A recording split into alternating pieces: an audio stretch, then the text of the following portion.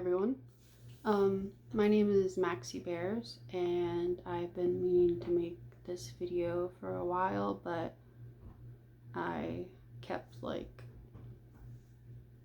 just getting insecure, and then more things started happening, and I definitely went into hermit mode. I went to the hospital. I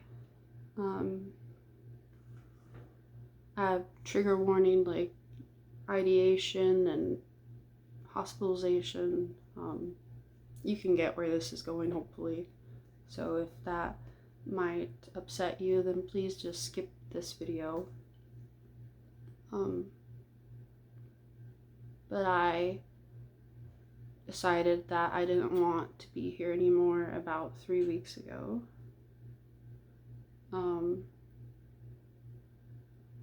And it wasn't really a feeling of I'm really sad, woe is me. It was more like an exhausted feeling, and I basically had felt that way since June, but I didn't really tell anyone, which is a mistake. Ask for help.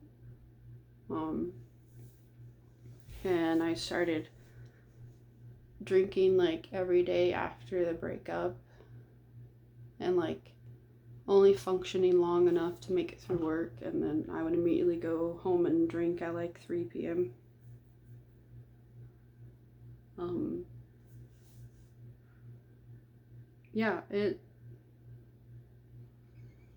What's funny is I've been through a lot of trauma, a lot of worse stuff than this, but for some reason it's this became on top of everything else, and I just couldn't deal with the weight of my own knowledge of how capable humans can be cruel or dark or not healthy to be around, basically.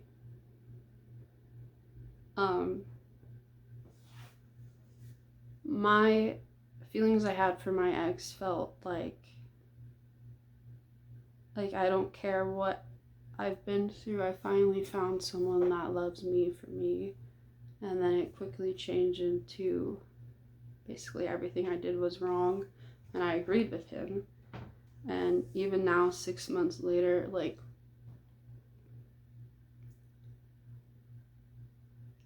I have been kind of toxic in my healing and not the healthiest person, so I completely understand. But he said I would be alone without him, and then a few people distanced themselves from me, and it just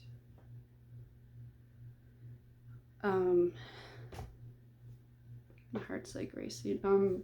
It added on to those feelings, which led to the attempt. I basically just felt very isolated and alone. And I know you're supposed to feel good being alone, and I do, which was confusing me, but weeks of every day just coming home being by yourself is not good for you. But I didn't know who was safe to talk to or ask. I think a lot of it was just being cooped up and cabin feverish, and I basically was just tired of being afraid of everything I am, and afraid of the world. And I would come home and try to shower, and my hands would just be shaking because I just felt one wrong move and I'll lose everything left that I have. And I still have that a lot. It is getting better, but I wanted to make a video because I still have noticed some stigma against mental health. If you have really bad mental health, you're just not trying hard enough, and that's not true.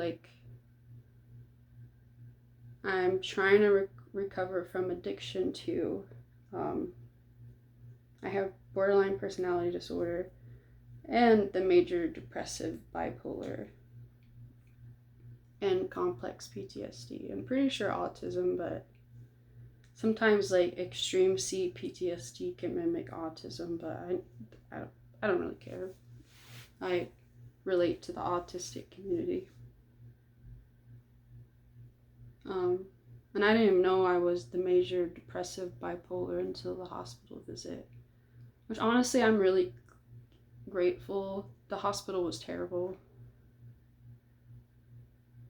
Like, I felt like a villain there, the way the staff treated us, but I did meet a lot of good people.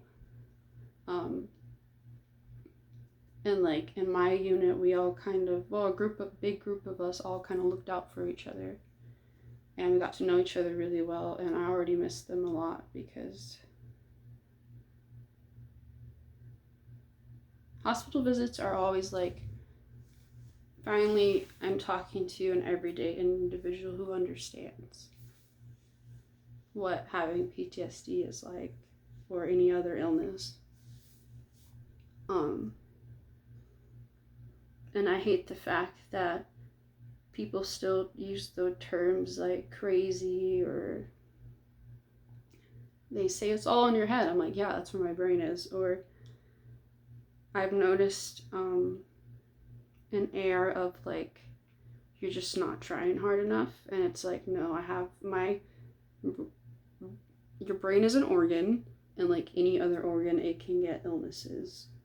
I don't produce enough dopamine, and it affects my entire life. And not saying there's an excuse for bad behavior. I wish there was more tolerance to differing behavior. More patience, more understanding, more like elimination of the word crazy, because like there was a few people in the hospital who had like really bad dementia, and it's not their fault. It's not them not trying hard enough. I mean, these ladies were sweet and nice, and if you met them out on the road, like I bet most people would just like make fun of them. There was a really brilliant like 25-year-old guy. He was really, really smart, and he had a lot of potential. And then, not going to use names or anything, and I'm not saying which hospital I am, so I feel comfortable telling this, but like he was very aware that he had DID. Like, he knew that his life was going to be a lot harder and a lot different. But people will probably use the terms crazy and stuff, and it's not his fault. I'm trying to heal from a lot of trauma, and sometimes I get mad because it's like the only reason why I developed most of this is in a response to trauma that was not my fault, but now I have to do all the freaking work to like somehow be a functional person.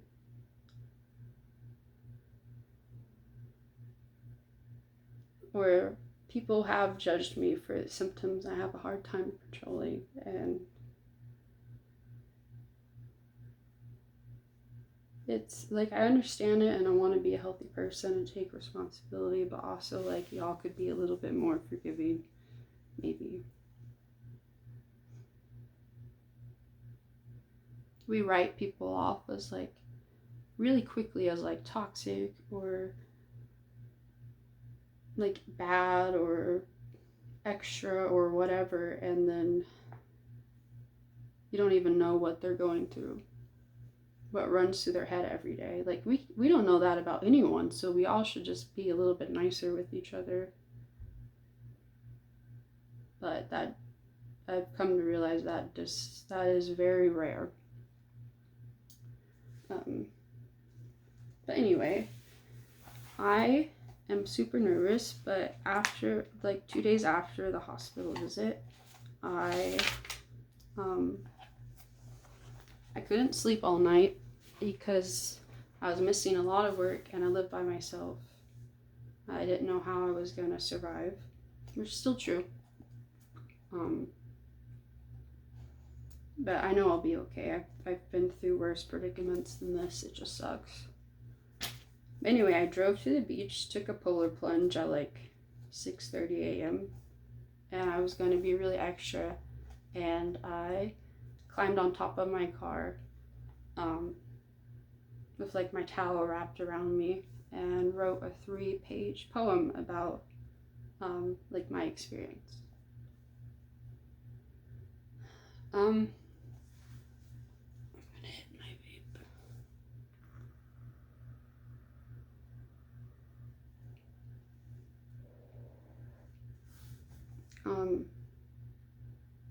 And it really helped. And I've been wanting to share it, but I'm so hyper aware of what people might think of me or what I know they've said or people have told me people have said, and I feel like every time I choose to be like my most authentic self, I just lose people or they think less of me. So it's hard not to do the whole like self-blame thing, but I'm trying not to. I'm stalling because this is a very personal poem. It's like the rawest truth of me.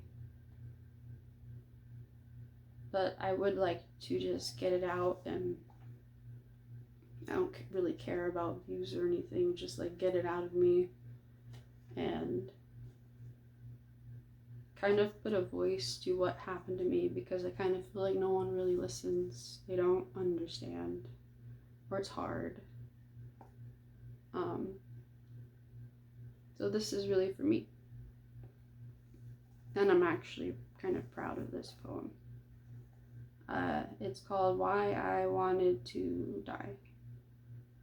They say suicide is selfish, when most feel it is selfish to stay.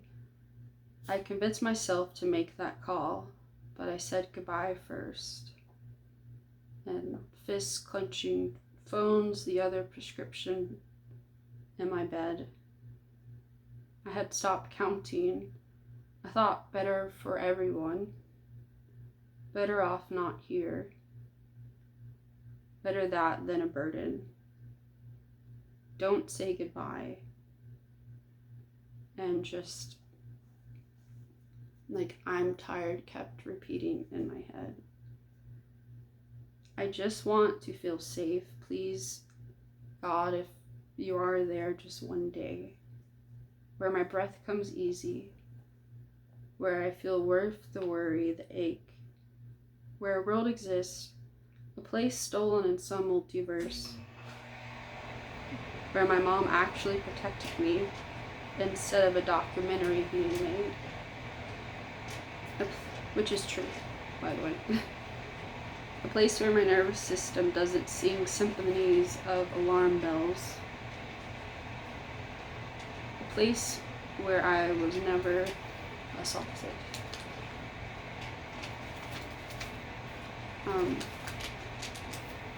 A time split.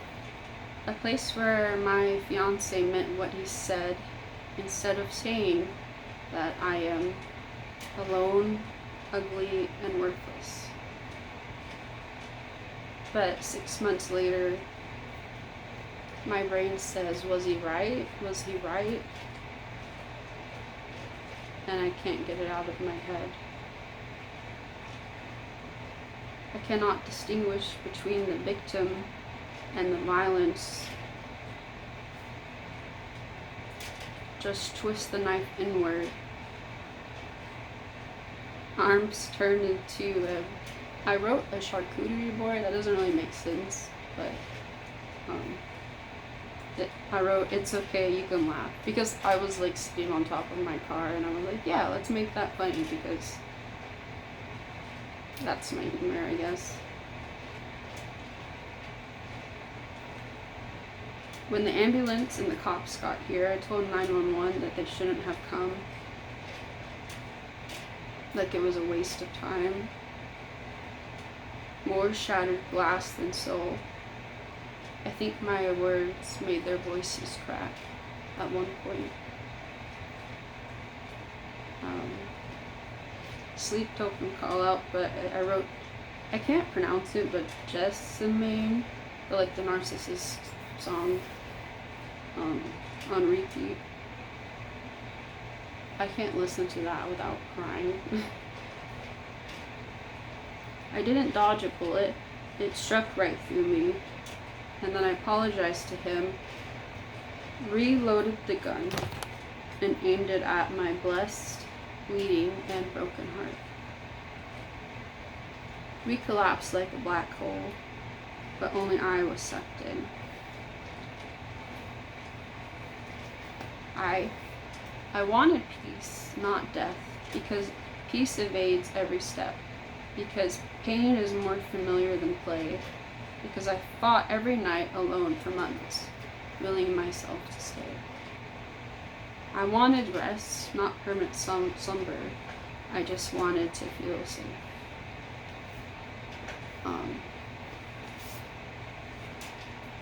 There's a few lines that stick out to me, especially the part about just wanting to feel safe. Like, if you've been through trauma and you have PTSD especially, you're always looking out for danger, and it's really exhausting. And it wrecks your physical body, your mental health. Basically, at all times, I'm just ready for something bad to happen, because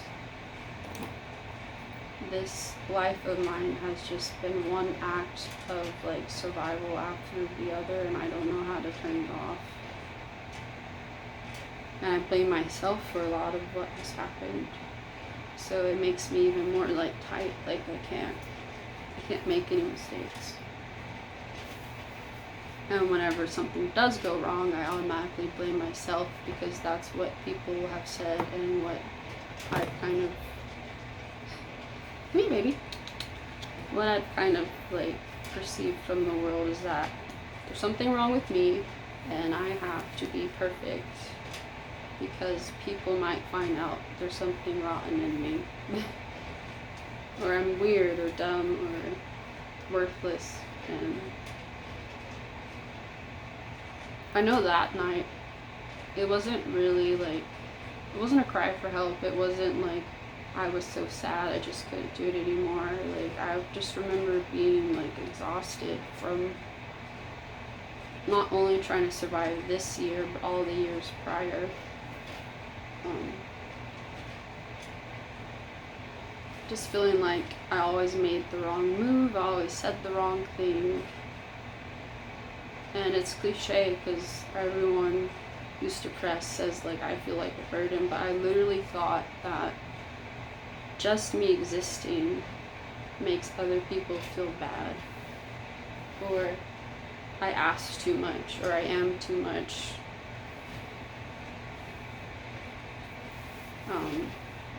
And like people leaving me is my fault, or because I'm bad. And I just believed every thought that I was having about myself, and I don't think it was a true attempt, because I remember just having like overwhelming anxiety and blaming myself for everything wrong, and I just wanted to calm down. And I remember taking like 3 or 4 like of my anxiety medicine, and then I just started sobbing and like kept taking more, because I just thought people would probably like be better off without me, to be honest, like the people I love, and they're gonna keep helping me because they pity me, but I won't actually be any good or use to them. So like I kind of thought I was doing everyone a favor, basically. I don't really feel that way anymore. I just, in the moment, it felt so real, and was so painful, and I felt that way most of my life. Like, I'm a bad human being, and like, I am what everyone kind of says about me, and I'm not worthy of like belonging or love. And I think a lot of people can relate, even if you really have no mental health history. I think a lot of us feel this way. It's just sometimes it impacts people like more than others.